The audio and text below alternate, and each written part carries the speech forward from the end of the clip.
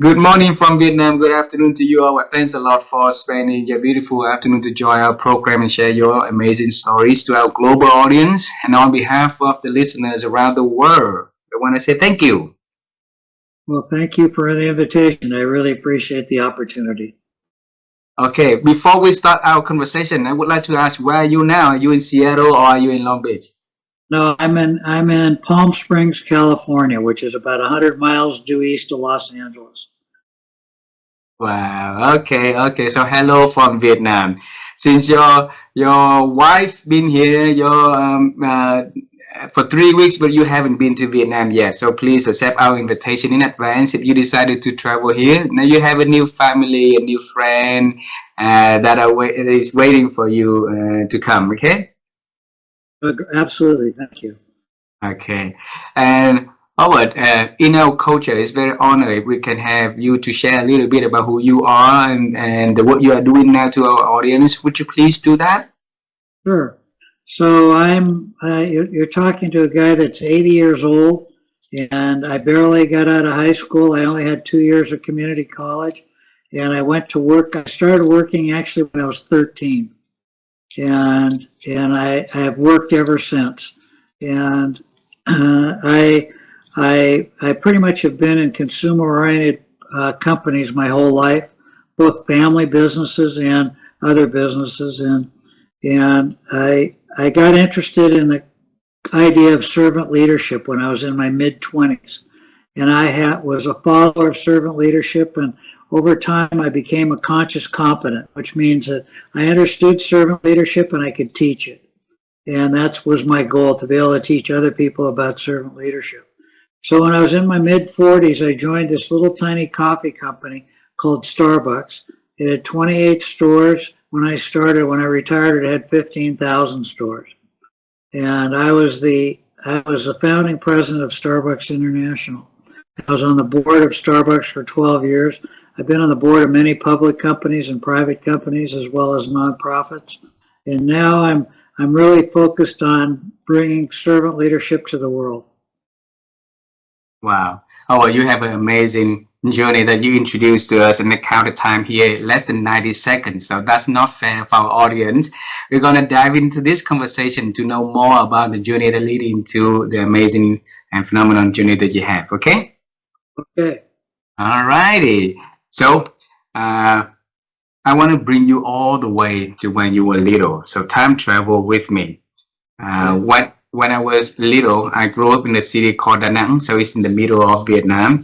And back then, we have one day with electricity, and the next day or two, we're not going to have electricity. So my whole childhood grow up is fascinating for me to see the light at night when the moon rises, right? So so my first dream about what I would do in this world when I grow up is to become an astronaut and get into the moon and see how beautiful it is, how bright it is up there. But life didn't give me any opportunity to do what I dreamt of doing. So, Howard, when you were little, what was your first dream about the future works that you were going to do?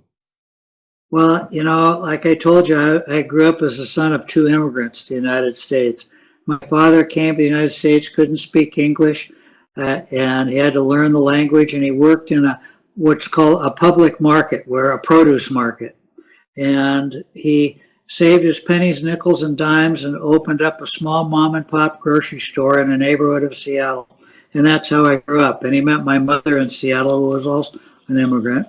And they worked together to build this little small grocery store. And we never had much, but we always had food on the table. And sometimes the fruit was bruised and brown, and the vegetables were brown, but we always had food. And so when I was young, I was raised, I was the baby of the family. My sister was 14 years older. My brother is 10 years older. My sister has passed away a few years ago. My brother is still alive. He's 10 years older than I am. He's 90. Anyway, so I grew up in retail, and I got interested in retail, and I started working in the family's business when I was about 13 years old. And over time, I developed a love for retail, and primarily I did because retail is about people. It's about serving people. And I just love to be around people. And I always tried to build relationships as I grew up. And over time, I got better at doing that and more knowledgeable about it, and more attached to the idea that we're all here to serve other people. Nobody is put on this earth except to serve other human beings. No matter what we think our job is, what the title of our job, doctor, lawyer, fire chief, architect, engineer, it doesn't make any difference what you do. It's still about serving others. And so that's what I learned growing up, because that was what my father was. You know, he had this small mom and pop grocery store that was in a neighborhood. His customers were his friends and his neighbors. They weren't just his customers. And so I learned all those skills from my mom and my dad, and I attached to those things. And so as I grew, I really enjoyed what I was doing, and I got better at it over time. And I worked in family businesses, and then I ended up going to work for some other companies that were outside the fabric businesses, and I gained some really good skills of doing that. But my dreams were my dreams were to build relationships. That's if I love being around people. I like to learn from people. I love being around older people than I was and younger people, because I learned from both of them, and that has continued on to this day. Still, my life is built around building relationships, and that's what I enjoy. And those were my dreams. And as I got older, I started to set goals for myself. I wanted to someday run my own company. Someday I wanted to learn all about servant leadership, and I wanted to have a family, which I did. And now I have 6 grandchildren and 2 children, and so I have a wonderful family and a wonderful life. And it was all because of retail, all because I got interested in serving people in a retail environment, and that has continued on. Wow. So it's all about relationship, right? So that little young Howard believe in building relationship. Has he know that one day he's gonna have ability to build relationship globally? I never saw that coming. No, my dreams were not of that big. My dreams were just small dreams. But over time, the dreams got bigger. I set goals for myself, how I wanted to grow as a person, how much money I wanted to earn, what responsibilities I wanted to have. And so I had lots of different goals. But then when I got to Starbucks, it was this little tiny company. It was 28 stores, and I had the opportunity to build it. When I retired, there were 15,000. And so I helped grow that company, but along that journey, I grew myself. And I learned about, how to operate in a large company environment, and I became the founding president of Starbucks International, which I grew it from 0 stores to, by the time I retired, we had about 8,000 stores outside the United States. And now we have 37,000 stores in 90-some countries around the world. And I got the opportunity to start that business and to build that business and to grow it. And so my dreams weren't that big, but the more I did, the more I accomplished, the bigger my dreams got, Wow. And so I was lucky. I got the opportunity, and I signed on for the opportunity, but I also, I brought the idea of servant leadership to Starbucks. So the servant leadership, I believe that you got that inherited from your father, right? So he seems to be a very wise gentleman. So tell us, how did you come up with that idea about servant leadership? By watching your father and role model him? Well, in those days when I watched my father and watched how he served those people he called customers, I didn't understand what it was. I just knew that this is what his values were, and that's how he wanted to treat people. And when I was in my mid-20s, somebody introduced me to this little book called The Servant, or The Leader as Servant. It was written by a man named Robert Greenleaf. Robert Greenleaf was the head of organizational development for American Telephone and Telegraph in the 1940s and the 1950s, which at that time was the largest company in the world. And when Robert Greenleaf retired, he looked back at his career and he said, who are the leaders that really made things happen? And he came to the conclusion it was the leaders that intrinsically understood that their role was to serve people, not be served by people. And so he coined this term servant leadership. And after reading that pamphlet, I started to become curious about, okay, what is this all really all about? And he'd written a number of books, and there are other people that had written books about servant leadership, and I got really interested in it. And so I started to learn, and I went from being what I call an unconscious competent. I did the work, but I didn't understand what I was doing. I was just doing it. I was copying somebody else, so to speak. But over time, as I read more and studied more about Robert Greenleaf and Peter Drucker's work, who was a professor in leadership studies at UCLA in Southern California, and I started to get curious. And so I became a student of servant leadership. And over time, I started to develop my own ideas, my own opinions about servant leadership, and I became what is called a conscious competent. So I understood what I was doing, I understood the basics of servant leadership, and I could teach them. And here are the basic level ideas of servant leadership. As a leader, your primary responsibility is to help people grow as human beings, help them become better human beings. Number two, help them grow as professionals, help them be better at the work they've chosen to do. And number three, help them achieve their own personal goals in life. And so I became really good at doing that and helping people. I became known as a servant leader in the business community around the United States. And since that time, it's been over 50 years. I still learn every day about servant leadership. I still try to be better at what I do and be a better servant to other human beings. Because I said to you before, there's only one reason any of us exist, and that's to serve other human beings. Wow. Howard, you probably have read so many things in your life before you read what Robert were, the book about servant leadership, right? So it could be any other topic that you got curiosity in to research and to deep dive in. So why that piece of idea resonated to you, to that young Howard, that he spent many years to be at the conscious competence on that one? Well, because remember I said I like building relationships and I love being around people. And so that fit.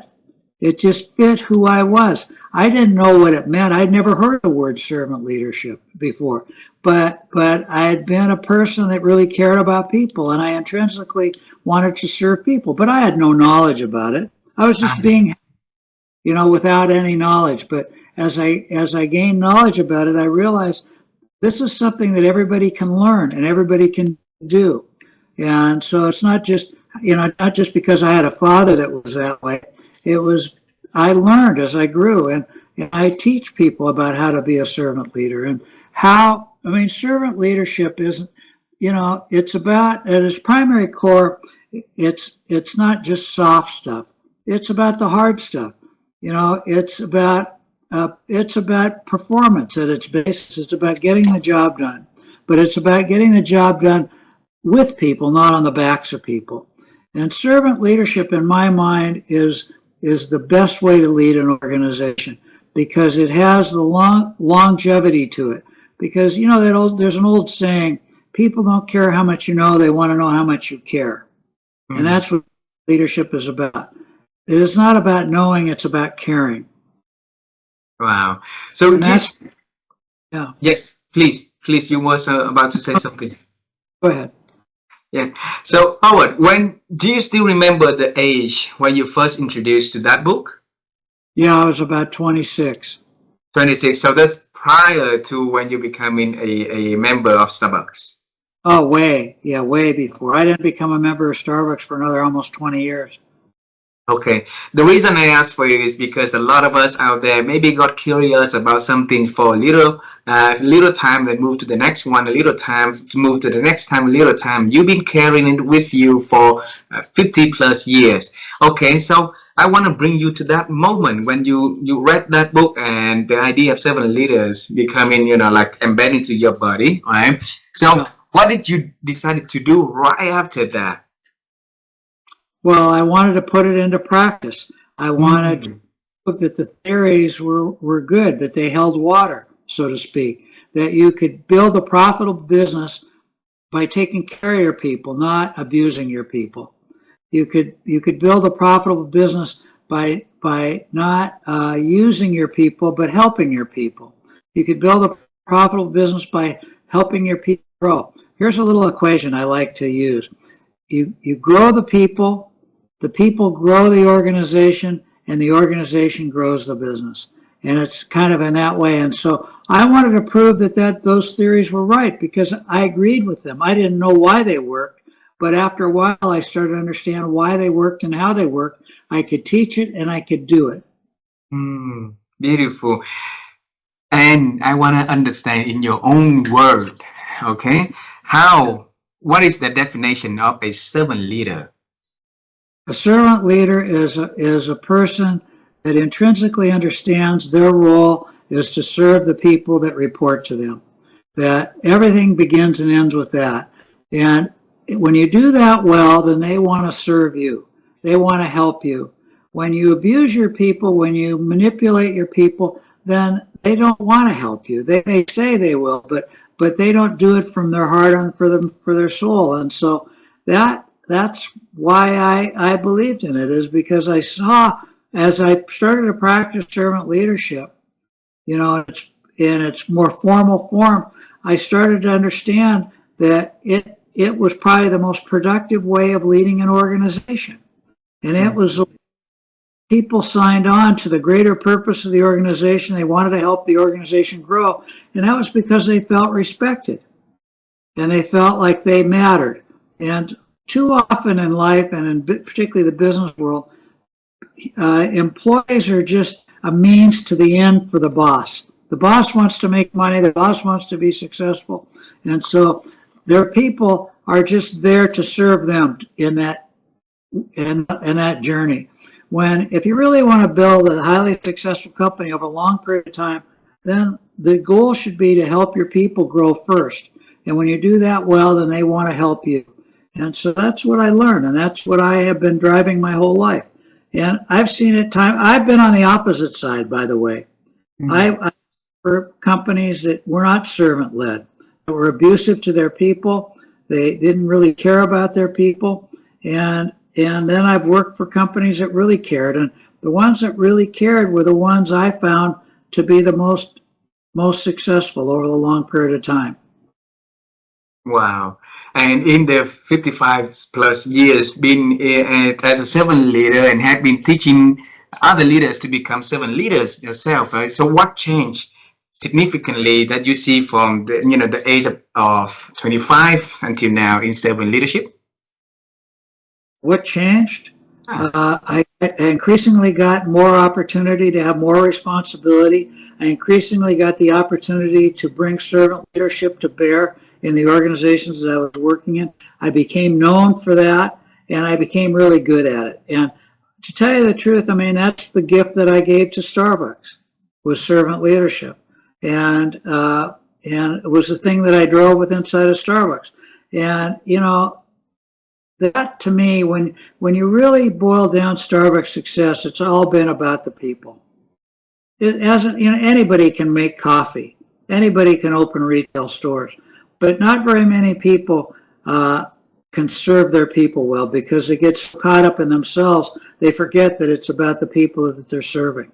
And that's what I did. That's what I brought to the organization, and it's still alive today. I coined this phrase at Starbucks.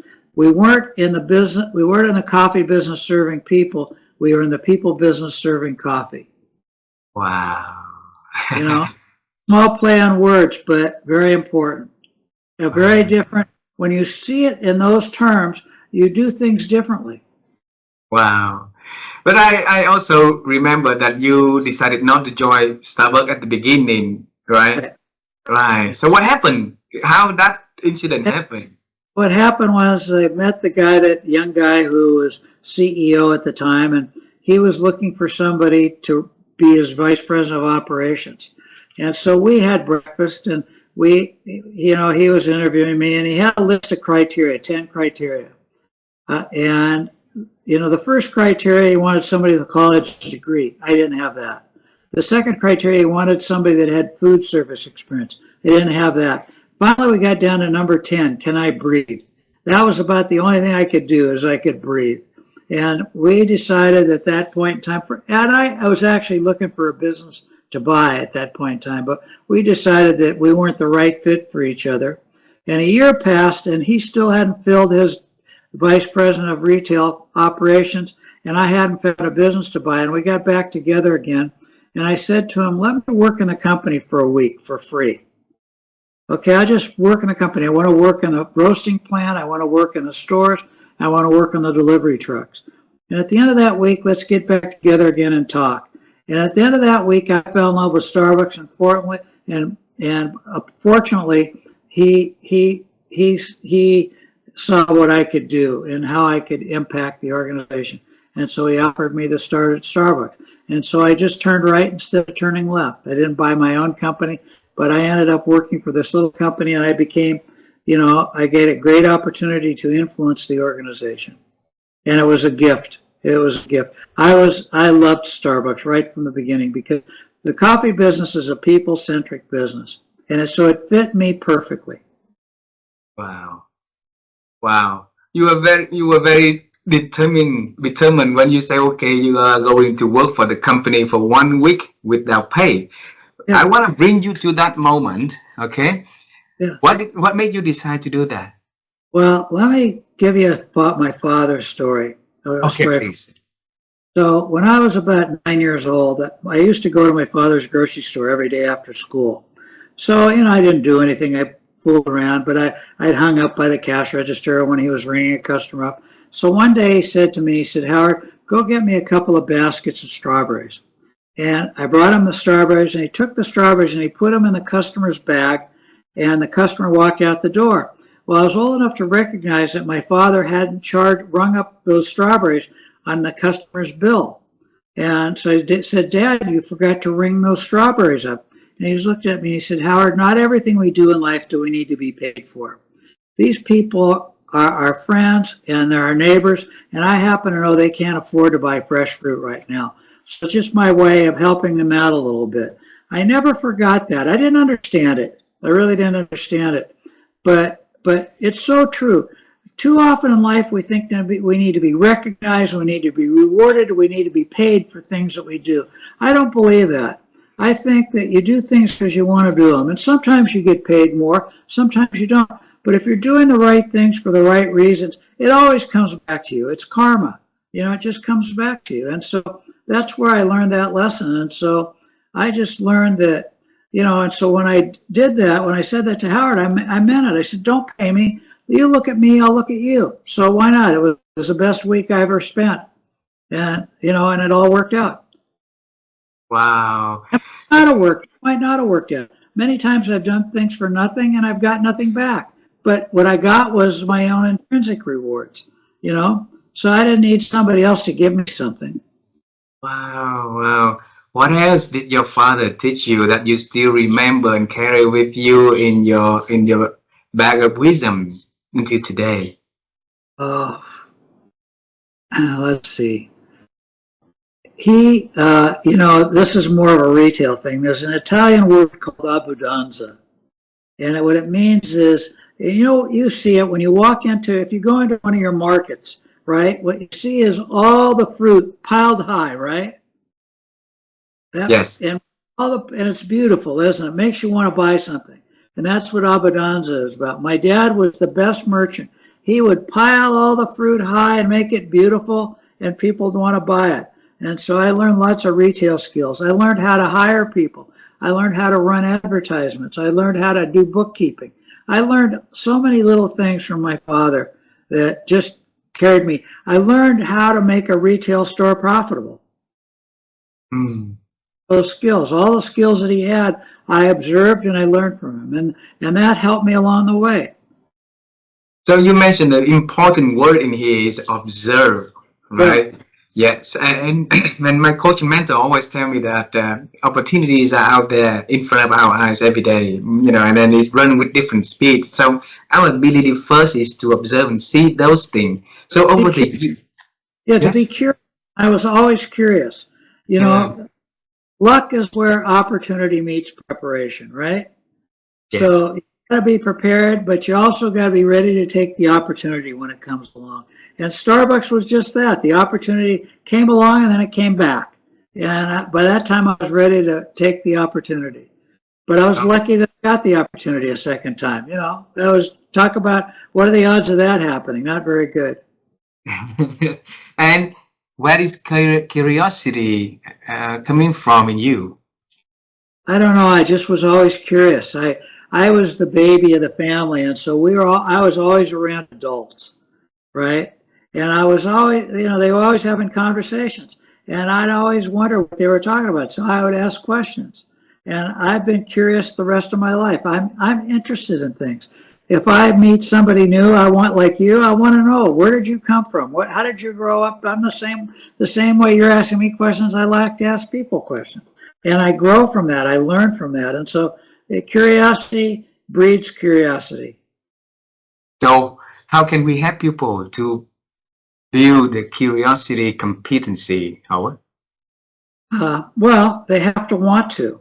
They have to really understand that the best way to grow is to be curious about different things, is to ask people questions, to read books, to dig into the things that make you wonder about life. You know, whatever it is you're curious about. It doesn't have to be about work. It can be about hobbies. You know, maybe you want to be really good at flying kites. Learn who are the best kite flyers in the world. And you go in and you go out today, you can go on the internet. In my days, when I was your age, there was no internet. You had to go to the library and get a book, you know. And now I can go on the internet. If I have a question or I'm curious about something, I can go right into AI. I can go into Google. I can find an answer. It's amazing. Yeah. So the second time came back to Starbucks and had the 21 years spent there with phenomenal, growth and achievements. Okay. And then the background remains the same. You didn't have education, and the college degree, right? You didn't have the experience in the coffee industry. So what makes it different for you to have, to come back the second time and move all the way to become the president of the North America and international for Starbucks? I'm not. Help me understand your question about it.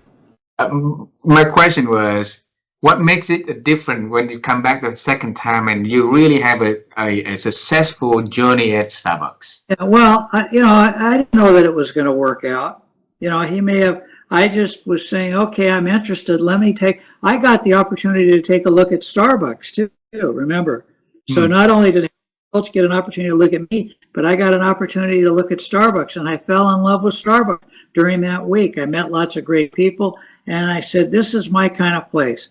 And so I was just lucky that it all worked out, but I didn't know if it was going to work out. I just, I was doing what I wanted to do and not worrying about, I said, it'll take care of itself.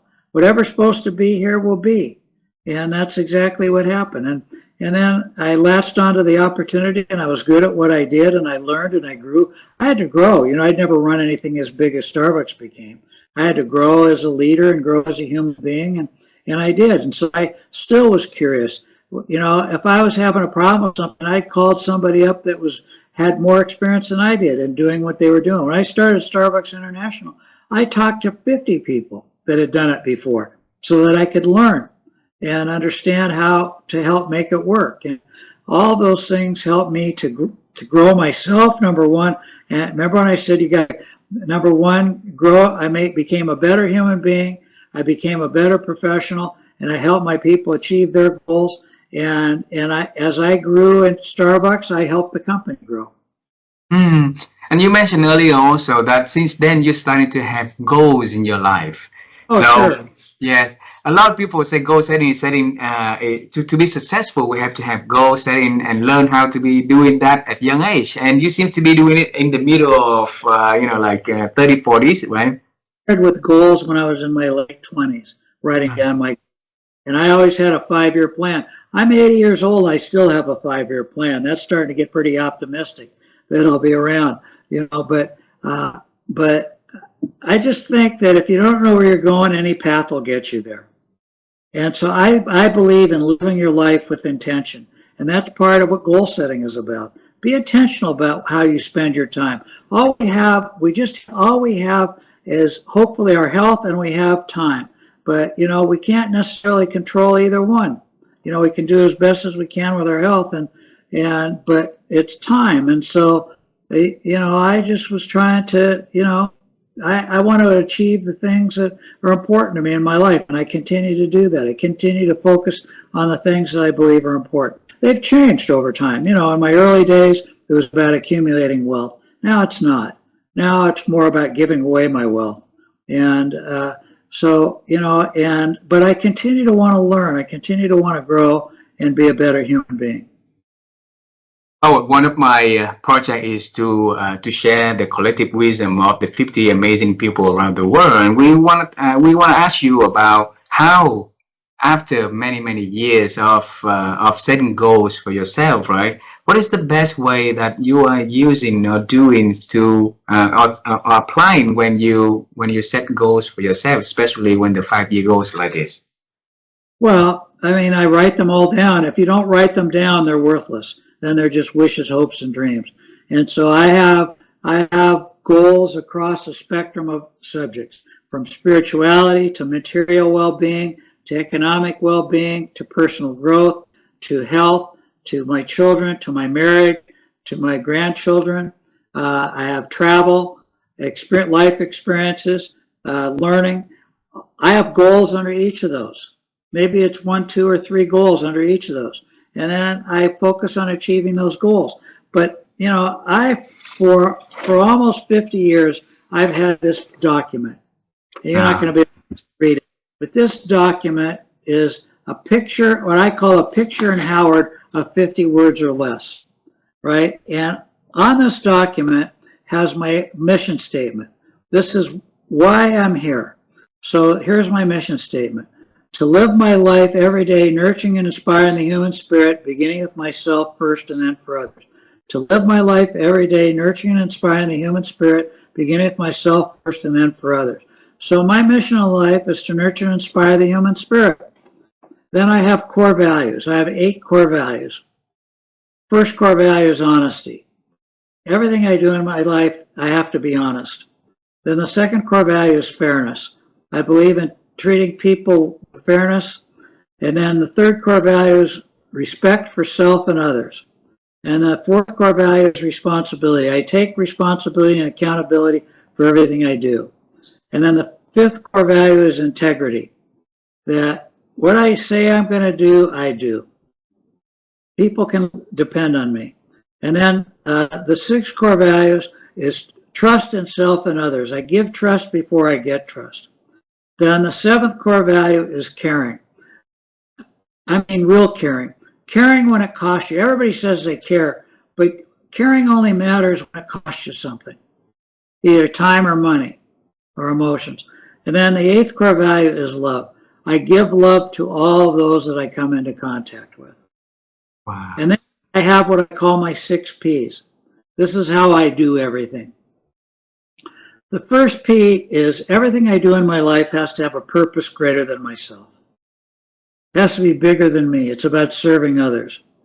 The second P is if I have a purpose greater than myself, then I darn well better be passionate about it. I better use all my energy. I get up in the morning ready to go, you know.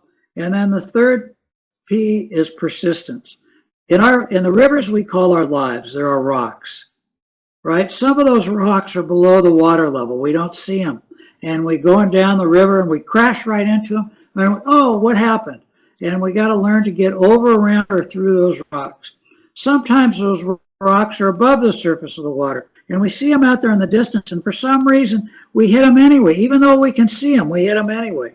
And then there's those rocks that our parents or our teachers or our coaches tell us about, but we ignore them. So in life, you got to be persistent. Nothing happens without persistency, because there's so many things that can get in our way. Sometimes we put them there ourselves. Sometimes other people put them there. Sometimes they're just there. And then the fourth P is patience. Not everything comes in the time frame that you want it to come in, you know, and it takes patience sometimes in life. And we have to have patience with ourselves, but we also have patience with others. That, you know, some people don't come along as fast as we'd like them to. So we have to have patience. We have to coach. We have to care about them. And then the fifth P is performance. Performance matters in this world. If we make a commitment to do something, then we darn well better do it. If we have children that play soccer and they want us to come to their soccer game and we agree to go to the soccer game, we better show up. You know, if we're married and we agree to have a monogamous relationship, then we better live up to that commitment or we shouldn't be married. If the simple things in life, like if my job in the house is to take out the garbage, then I better take out the garbage. I shouldn't have to have my wife tell me to take out the garbage. So performance matters. When you commit to your boss to get something done, then you got to live up to that commitment, or at least you need to tell them that you're not going to make it and you need help. And then the sixth P is people. Everything in life is about serving people. And so I stay focused on that document. This document drives my life. It holds me accountable. And on top of this, I have my goals. Wow. Since when you have that document in your life? Since I was 28. Okay. And how did you come up with that document? It changed over time. My mission statement was different. My values were a little bit different. I didn't have my 6 Ps. But over time, I kept working on it, making it better. And, you know, so yeah, but I've had it since my late 20s. So if somebody listening to this conversation and want to have their piece, like the document like you, and so that they can use it as a North Star for them, right? Yeah. What baby steps should they take today to get it? Yes. Well, first of all, they should think about why they're put on this earth. Why are they here? What are they here to do? It's bigger than making money for yourself, right? Why are you put on this earth? What is it? What do you want to be known for? When you retire someday, or you're in that rocking chair in the nursing home, what do you want people to have thought of you? How do you want to have thought of yourself? Again, live your life with intention. And so I want to be in that rocking chair and say, did I accomplish everything I set out to do? No. But I certainly nurtured and inspired the human spirit of those that I came into contact with. So create a mission for yourself. How do you want to live your life? What are you trying to do with your life? And then you can go on the internet and you can say human values. And there'll be a list of 300 words that represent human values. Okay, first get it down to 50. It takes a lot of work. It takes a lot of time, but you keep working it down till you get to what I call 8 core values. This means from hell or high water, these are the values of live life. My first one is honesty. No matter what, you ask me a question, you're going to get an honest answer from me. I won't lie to you. You may not like my answer, but I'm going to tell you what I think. You know, and so I identified my 8 core values. It doesn't mean that out of those 300 words, there might be 50 or 100 that relate to you in some way, but get it down to the core ones, the ones that really matter to you. And then I write a paragraph or some sentences about how you want to live your life. That's where my 6 Ps came in. And anybody can do this. It takes time, but you have to have discipline. It may take you 6 months to get this work done, but you got to keep working on it. But you got to write it down. If you don't write any of this down, it's worthless. You're not committed. That's one thing that you mentioned in here is very important, is do it every day, right? Yeah. So we have a good days and we have a lot of bad days also. Yeah. So what can we do? How could you do it every day, Howard? I have this document, it sits right up here. I have a bulletin board right in front of me next to my computer. I look at it every day. Every day. You know, and why? Because sometimes when things are good, I can get a little cocky, you know, less humble. And I have to remember about nurturing and inspiring. And sometimes things go bad and I can think everything's going to be bad. So I look at this to keep me going. So your parents, when they came to America, they spoke zero English, right? They barely speak English. And they grow the family up beautifully. And now you have, you know, you've been traveling the world, leading organization and be a member, teaching leaders to become, you know, more of the servant leaders themselves. So how do you define wisdom in your life when you know so many amazing people like this? How do wisdom to me is knowing that you don't know, right? Mm. Understanding that you don't know everything. And wisdom comes from listening to other people, listening to what they really say, and being in tune with who they are. And wisdom comes from your life experiences, you know. But you don't have to experience everything to. You don't have to have somebody. You don't have to have somebody tell you don't touch the stove if you can see the stove is hot, you know. But wisdom comes from learning to listen to people when they say, Howard, the stove might be hot, be careful. And so wisdom is living a life full of curiosity, willing to learn, willing to grow, and understanding that you don't have all the answers. And what can we do to help, like connecting the wisdom from the young generations to the next generations to bridging that gap of separations of ideas?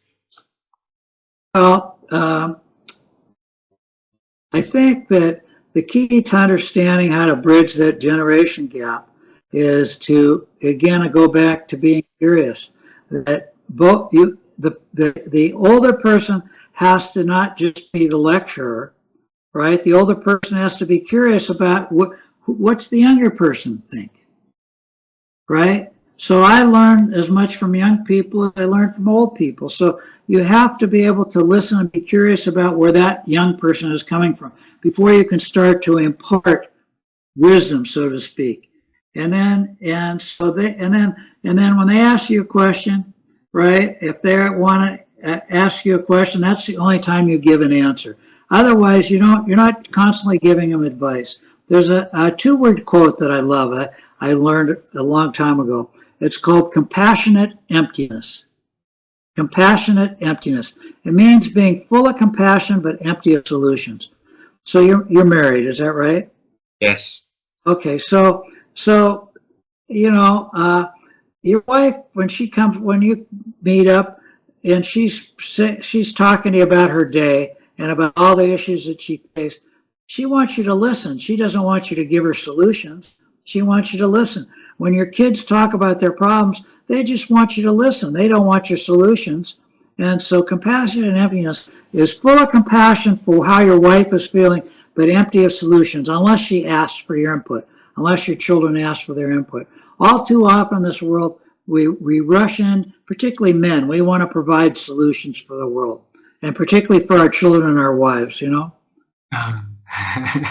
All right, I have two last questions for this conversation today. Okay. Yeah. So since you mentioned my wife and I, we've been on the quest to help people to improve their ability to think, because we believe that our thinking capability has been diminishing for so many things in our lives, right? So every conversation like this, we will ask this question, and we're going to ask you now. So Howard, how have you been growing your ability to think over the years? Am I growing my ability to think over the years? Yes. Well, I'm an incessant reader, right? So I read about things I'm interested in. I still read a lot about leadership, although less of that than I used to. I